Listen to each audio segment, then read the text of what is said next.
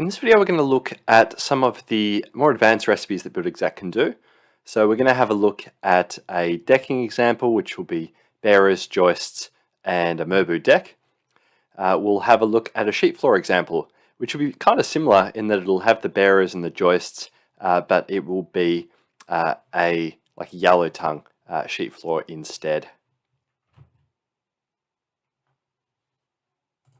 So jumping into Buildxact, I'm going to do this within Frame Carpenter, but obviously the category you use is totally up to you.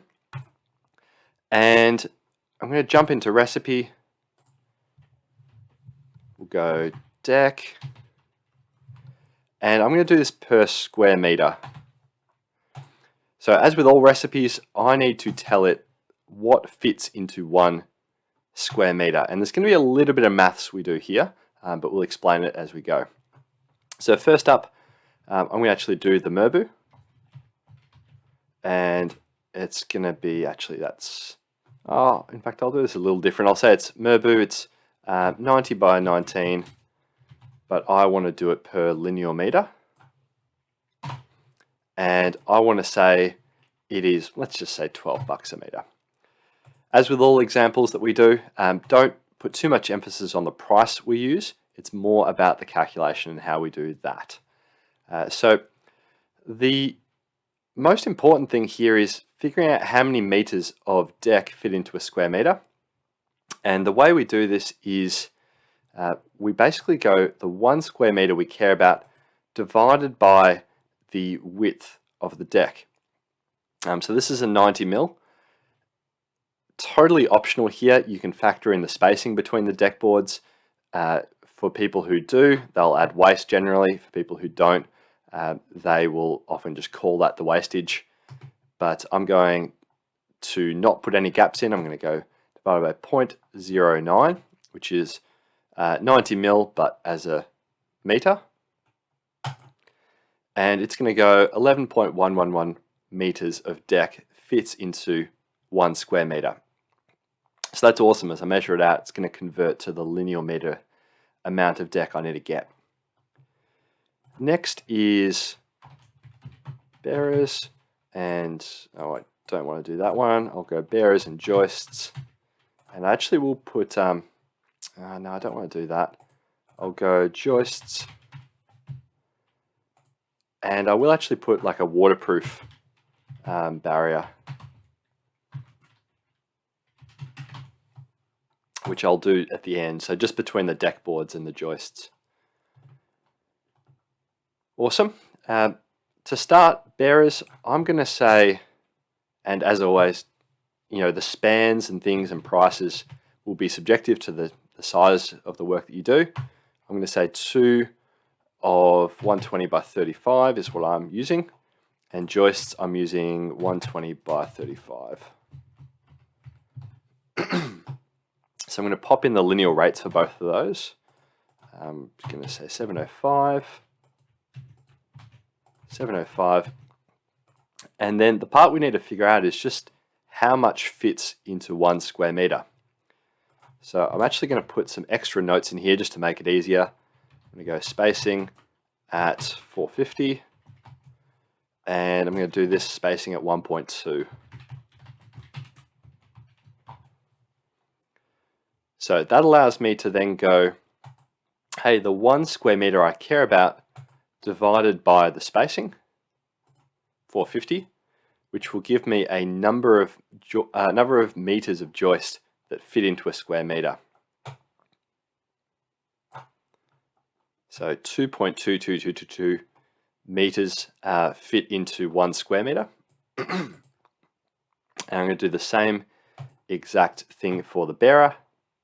1 divided by 1.2, and it's going to give me 8.33 meters, but remember I've got a double bearer, so I'm going to actually go times 2 at the end. And if I'm doing this properly, I should probably have brackets around that, just so that it gets the end result and times it by 2. So that means I've got of bearer material, 1.6 meters per square meter, allowing for the doubles, and 2.2 meters per square meter of joist. Lucky last waterproof strip, I'm going to sit that just on top of the joist, so whatever the joist measurement is, it's going to be totally the same. So I'm just going to pop this in again. 1 on 450 just gives me the exact same measure that I had for the joist material. And I'm kind of just grabbing at a price here. I'm just going to say it's 50 cents a meter.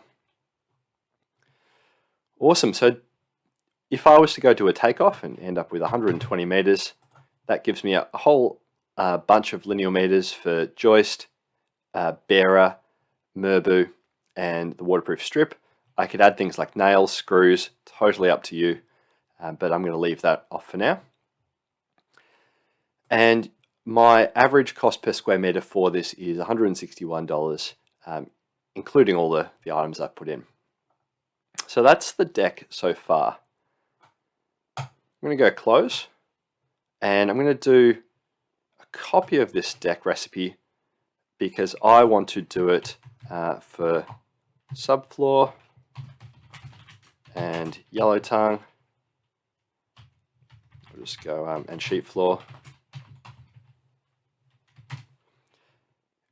because I want to grab that exact same recipe and just tinker with a few things to make it appropriate for use in a subfloor.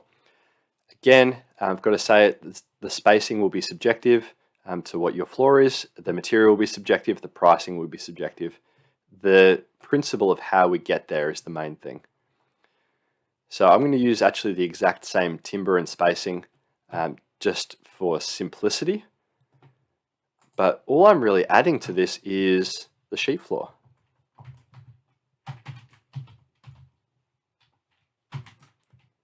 We'll go yellow. And I'm going to say this is a 3.6 by 9 sheet. And the cost of the whole sheet is 45 bucks. Now, as always, it's wanting to know what fits into 1 square meter. So this is saying 1 sheet per square meter, which is way too much. I need to tell it that it's a fraction of that sheet. And the rule of thumb, as always, is the 1 square meter that I care about divided by how big this sheet is, like how much cover it's got. And I do it like this personally. If you're not familiar with the bracket idea, it's just to say group this first, like do this bit of maths first. It is exactly the same as going and pulling out your phone, and then I actually don't know if 3.2 is the end result, but it's actually the exact same as just doing it like that. It's just that I'm doing a few extra sums along the way. Like that. And a little note, which I've probably covered in another recipe video, the reason I use this calculator instead of pulling out my phone is I can always click this again and it'll come back and go, oh, mate, that's how you figured it out. And I'm super forgetful, so I find this useful to go, oh yeah, right, that's what I was thinking. Just a little tip that I find super useful. So 40 bucks a square, including 1/3 of a sheet of yellow tongue in each meter of floor. And as I've covered with other recipe videos, I personally put any wastage that I might incur in the overall measurement here via this wastage button. I don't try and tinker with the maths I've done in the recipe. I don't really want to go touch that. So 10% on the overall measure in turn bumps up all the measures inside the recipe. Beautiful. Hope that makes sense. Any questions on it? Let us know.